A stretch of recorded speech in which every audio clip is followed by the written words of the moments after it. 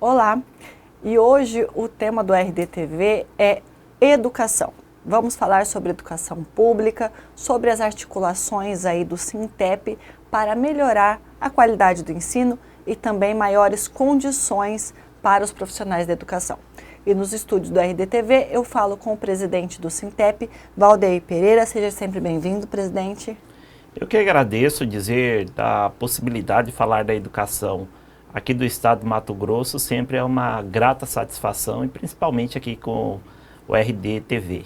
Certo. Presidente, embora tenha passado aí o furor do momento, eu queria abrir a nossa entrevista falando sobre essas ameaças que chegaram às escolas particulares, públicas, essa onda de insegurança e as ações também que foram tomadas aí pelos gestores públicos. De forma geral, qual que é a percepção do Sintep em relação às medidas que foram tomadas e à situação? Primeiro que aqui no estado de Mato Grosso, as medidas anunciadas pelo governador Mauro Mendes, ela não chega efetivamente a ser medidas que garanta de forma incisiva a segurança dentro das escolas. Então é muito fechinho, mas não tem medidas práticas. A exemplo, a questão de câmeras. A maioria das escolas do estado de Mato Grosso já tem o sistema de monitoramento, que são as câmeras, o seu circuito interno que já faz esse monitoramento. E o principal foco, que é a presença do vigia dentro do espaço da escola para o controle e alteração do sistema de fluxo de acesso dentro da escola, isso você não tem uma alteração de forma sistêmica. Então, não tem como você garantir a segurança dentro do espaço da escola com câmera. Até eu reporto aí a um aliado do governador Mauro Mendes que há poucos dias num debate sobre segurança falou assim, ó, pega as câmeras no uniforme dos policiais e manda o uniforme com a câmera para filmar lá com fresa para ver se resolve. Então, para fazer um comparativo de que se não fosse a polícia presente lá, de nada adiantaria. Então, hoje, em se tratando de segurança, sem a presença de pessoa que tenha o controle desse fluxo de quem entra e quem sai, de nada adianta. As escolas particulares, elas já contam com esse profissional, a rede pública municipal, na sua grande maioria, já dispõe desses profissionais há muito tempo, inclusive efetivos, e aqui no estado de Mato Grosso a ação do governo foi, desde o ano passado que a gente vem tratando sobre isso, reduzindo a quantidade de vigias, que já era insuficiente. Agora, diante desse quadro de insegurança que assolou o Brasil inteiro em razão dos episódios envolvendo aí as nossas escolas públicas no estado de Mato Grosso, o governo anuncia o monitoramento. Então, esse monitoramento, para ter uma ideia, estará fora do espaço da escola, o controle disso. Se alguém adentrar dentro da escola, quando você chegar, só vai ter as filmagens para dizer, ó, aconteceu algo aqui dentro desse espaço da escolar, e quem estará nessa frente para fazer o enfrentamento serão os nossos trabalhadores da educação, professores, técnico e apoio, sem ter efetivamente uma política que garanta de forma incisiva essa segurança. E só para se ter uma ideia, no município de Juara há pouco tempo, se não fosse o vigia ter diagnosticado de que havia um aluno com situação suspeita e foi encontrado, porque ele já estava arquitetando fazer uma ação dentro do espaço da escola, hoje nós estaríamos aqui falando da tragédia aqui no estado de Mato Grosso, e é isso que a gente espera que não aconteça. Segurança se faz com pessoal efetivo. Caso contrário, é só festim para fazer oba-oba para a galera sem uma ação prática. Certo. Presidente, nesse sentido dos vigias, sempre houve um debate sobre a qualificação, que tipo de vigia. O que o Sintep defende? Seriam vigias que passassem por treinamento para estarem de repente armados ou não? Qual que é o modelo aí que o Sintep defende? É o modelo atual, só ampliar? O que vocês defendem? A gente sempre trabalha nessa dinâmica de que há uma necessidade de ter a qualificação dos nossos vigias. E é claro que conforme a nossa sociedade foi passando nesses últimos períodos por arma, a intolerância e o próprio processo de pandemia, é claro que precisa ser discutido, mas eu prefiro que essa discussão passe por uma coletividade, que é chamar os gestores, os nossos profissionais da educação para definirem de que forma vai ser. Mas, de fato, é importante essa formação com a polícia militar, com o corpo de bombeiros, porque não envolve apenas a segurança nesse caso, mas envolve, por exemplo, uma criança que passou mal dentro da escola, estava jogando na quadra, sofreu um acidente, como que deve se portar, e esse vigia, ele pode ser alguém que pode ter essa formação mais incisiva para atender essas demandas que ocorrem dentro do espaço da escola. Então, eu seria imprudente aqui eu dizer que seria armado ou não, mas de fato a gente precisa que as forças de segurança e a comunidade escolar é quem defina e discuta isso com mais aprofundamento para dizer qual que é a melhor opção se tratando de vigias dentro do espaço da escola. Certo. E assim, há um tema que preocupa o Estado, as forças de segurança, que é a presença do crime organizado cada vez mais forte no estado de Mato Grosso. E a gente sabe que isso, infelizmente, caminha para dentro das escolas, com aliciamento de menores, que desde cedo acabam aí atuando no crime, enfim, tráfico, entre outros problemas. Qual que é a percepção que vocês têm em relação à influência que isso está tendo dentro das escolas, a insegurança dos próprios professores? Como que está essa situação, presidente? Enquanto a polícia militar está pensando em tomar as nossas escolas, as ruas estão desguarnecidas da segurança pública. Por isso, o crime organizado ele tem avançado de forma sistêmica no nosso estado e no Brasil inteiro, até mesmo no mundo, porque nós não podemos tratar que o crime organizado aqui do Brasil não tem uma conexão com uma organização criminosa mundial, porque o que alimenta e o grande X da questão é a questão das drogas, que é o grande pano de fundo da questão do crime organizado. Então as forças de segurança elas estão pecando em relação a isso, porque se hoje o crime organizado ele está tomando conta das nossas ruas e da nossa juventude é porque a polícia não está fazendo o seu papel e o judiciário está sendo complacente com aqueles que estão cometendo um grande crime para a nossa sociedade, que é aliciar as nossas crianças e o envolvimento e tomando espaços públicos e até em alguns casos, como os grandes centros, tomando conta dos espaços que deveriam ser de política pública, que é as nossas favelas, acesso à internet, em outras questões que hoje o crime organizado está tomando conta, assumindo um papel que é do Estado. Crime, dentro do sindicato, a gente sempre é muito decisivo em relação a isso. Crime é crime. Então, se tem essa relação com a organização criminosa e estão cometendo atos infracionais em se tratando de menores, deve ser, sim, tratado ao rigor da lei e da legislação vigente no país. Certo. E mudando de assunto, saindo dessa questão da segurança pública, há uma polêmica muito grande em relação a esse processo de municipalização das escolas. Um embate muito grande entre a gestão estadual e a gente sabe os profissionais da educação e o Sintep. Como que está essa questão? Vocês têm mais ou menos um levantamento de quantas escolas já foram municipalizadas? Como que está essa questão, presidente? Nós, apenas na gestão Mauro Mendes, nós tivemos aí entrega de mais de 50 escolas do estado e fechamento de tantas outras, em torno de 18 unidades escolares que foram literalmente fechadas pelo estado de Mato Grosso e uma transferência de matrículas aí, algo em torno de 20 mil para a rede municipal. O que é um grande equívoco, porque as redes municipais ela tem um recurso limitado, não tem nem condições de tratar sobre arrecadação naquilo que é mais robusto, que é a ICMS e o estado de Mato Grosso está fazendo, infelizmente, um crime com os municípios, porque ele tem recurso e está jogando isso para as redes municipais. E o reflexo já está vindo, que algumas redes municipais com dificuldade de negociar a atualização do piso, alguns municípios que não estão conseguindo atender a sua fila de espera, principalmente os grandes municípios, Cuiabá, Várzea Grande, Rondonópolis, Sinop, Sorriso, Lucas, que tem uma fila de espera e o Estado está se fazendo de omisso dentro dessa história.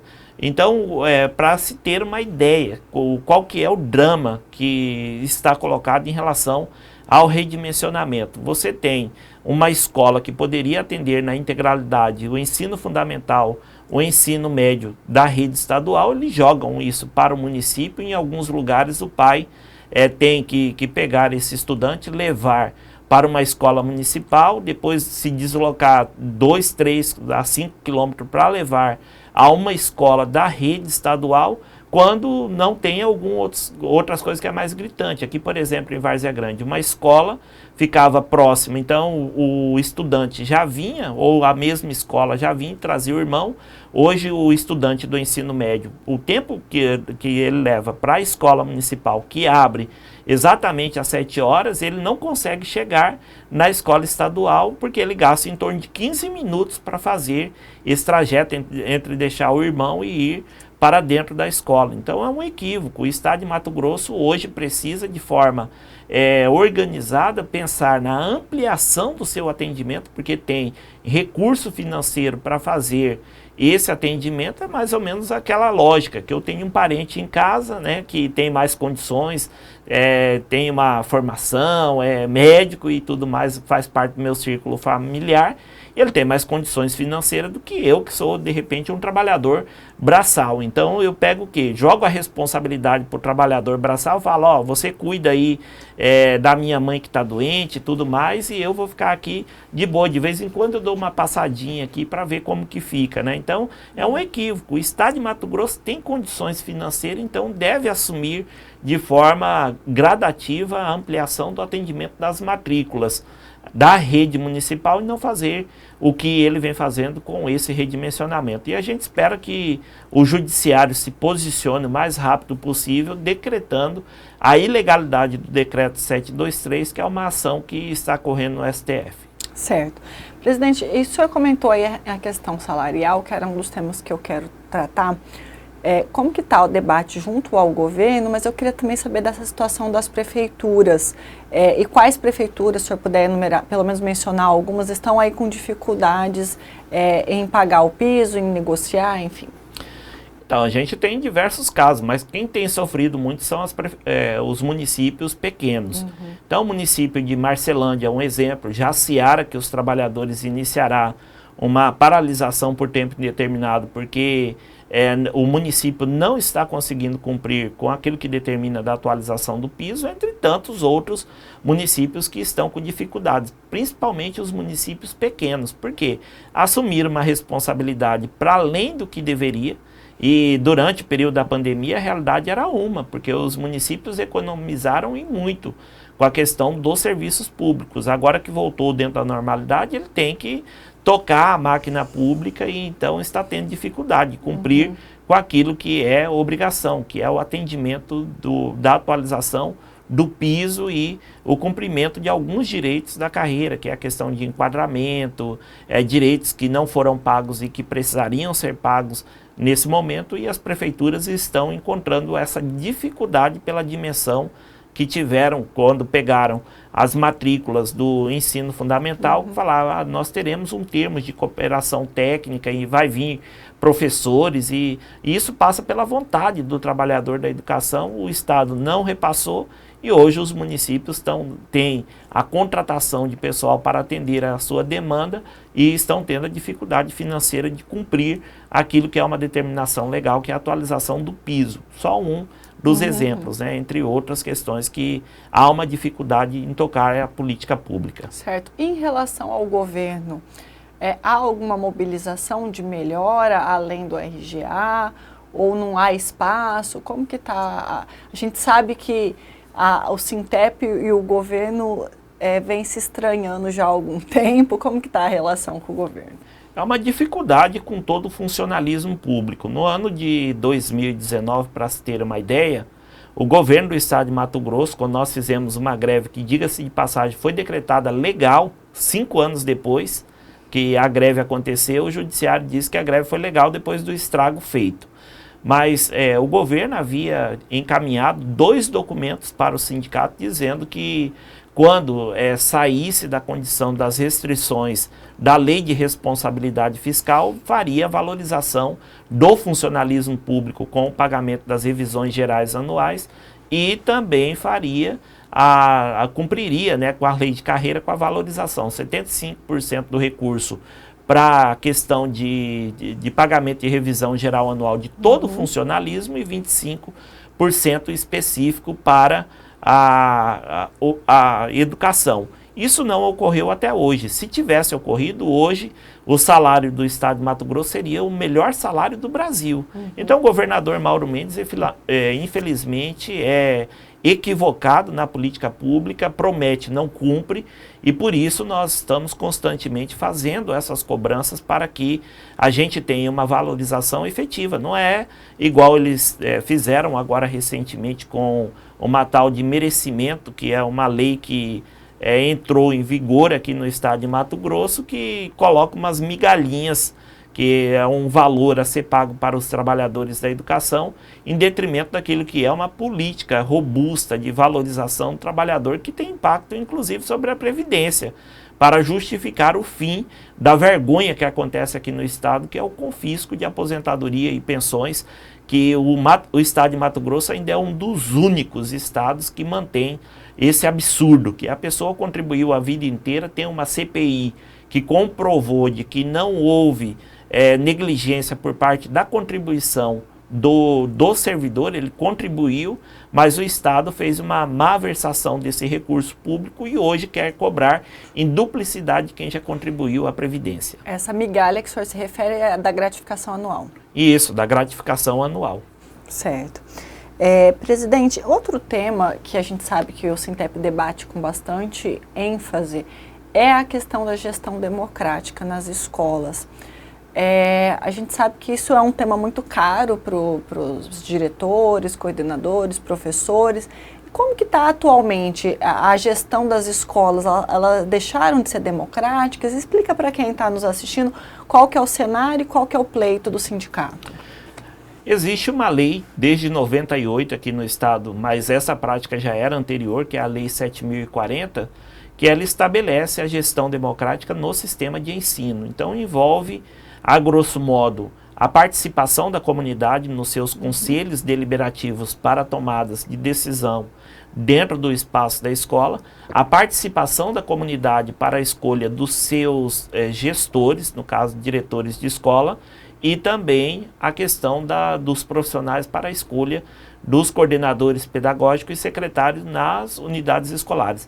Essa lei não foi revogada, de forma de má fé mesmo, uma ação ainda lá da década de 90, ainda era o governador Frederico Campos, que entrou pedindo uma inconstitucionalidade em diversos artigos da Constituição do Estado de Mato Grosso e decretou o STF agora recentemente dizendo que era inconstitucional o artigo da Constituição do Estado de Mato Grosso que versava sobre a gestão democrática por incluir a questão dos municípios, mas não disse que era ilegal a lei que estava aprovada aqui no Estado de Mato Grosso. E aproveitando-se dessa decisão do STF, o governo do Estado de Mato Grosso resolveu dizer que os diretores não seriam mais eleitos entre os seus pares e com a participação da comunidade escolar.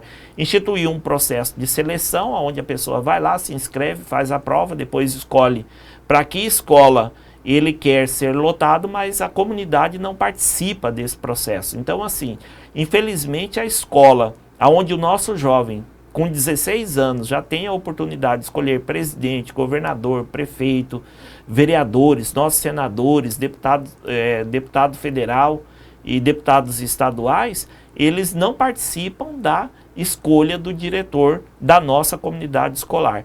Isso criou um abismo muito grande, porque em alguns lugares você tem um verdadeiro Frankenstein, que é o quê? Aquele diretor que não tem vínculo nenhum com a escola, vai lá para dentro da escola e lá se porta como se fosse o representante direto do governador Mauro Mendes. E a educação, em alguns momentos, você tem que fazer o enfrentamento necessário quando você vê que aquela política pública tem que ser mais dialogada, participativa, e além disso criou uma figura muito estranha aqui no estado que retomou a década de 80, que eles chamam de diretorias regionais de ensino, mas na prática as delegacias que nós já tivemos na década de 80, que eram pessoas que se portavam como se não fossem trabalhadores da educação e iam para dentro dos espaços da escola ameaçando, tirando o diretor, tirando professores, e infelizmente a gente vivenciou esse episódio agora, nessa semana passada, aqui numa determinada escola do município de Cuiabá, que chegaram como se fosse um empregado de uma empresa privada e falou, a partir de segunda-feira você não é mais diretor. Mas por quê? Eu não preciso dizer porque que você não será mais diretor dessa unidade escolar sem nenhum tipo de explicação para o servidor e nenhum tipo de explicação para a comunidade, nomeando o seu interventor. Há pouco tempo também na Dalgisa nós vivenciamos uma situação que nem essa, não houve uma nomeação de diretor para lá e depois alguém que veio sem nenhum tipo de vínculo, que a gente chama inclusive de interventora, que veio para lá para tentar criar um caminho para a militarização da escola, qual manifestadamente a comunidade não quer.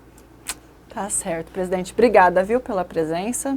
Eu que agradeço, dizer que nós estamos à disposição. Nesses próximos dias teremos um conselho de representantes da categoria, onde reunirá todos os trabalhadores do estado de Mato Grosso através dos seus representantes aqui em Cuiabá para definir a melhor forma para a gente avançar na melhoria da educação aqui do nosso estado, que tem diversas demandas, né? A questão da segurança, a questão do reconhecimento dos nossos trabalhadores da educação, entre outras questões que estão na ordem do dia. Que eu sempre digo assim, para quem nos acompanha, o sindicato, o último recurso que ele utiliza é o recurso da paralisação, mas quando paralisa é porque a coisa está gritante, mesmo porque ninguém em sã consciência iria paralisar e depois ter que repor esse dia. Então não é um dia de folga, é um dia para dizer assim, ó, chega, basta. E o que nós esperamos nesse momento é que o Estado abra o diálogo, abra um canal de negociação para que nós possamos a todo momento reunir a categoria para trazer boas novas, né? Como a gente refuta aqui, por exemplo, essa questão do que eles criaram de bonificação, em que o servidor já vem perdendo aí mais de 40 mil por mês, por ano, né, em razão da não aplicação da Lei 510 de uma política de valorização, e o governo oferece aí até 10 mil reais para o trabalhador da educação assumir o seu compromisso, e exclui inclusive quem está na condição de trabalhador cooperado com os municípios em virtude do redimensionamento, que não terá o acesso a esse valor. Tá certo, presidente. Obrigada, viu? Você acompanhou, então, uma entrevista com o presidente do Sintep, Valdeir Pereira. Tratamos sobre vários temas relacionados à educação, como valorização salarial, debate sobre segurança pública dentro das unidades escolares, entre outros temas. Você assiste esta e outras entrevistas no site RD News. Curta, compartilhe e até a próxima.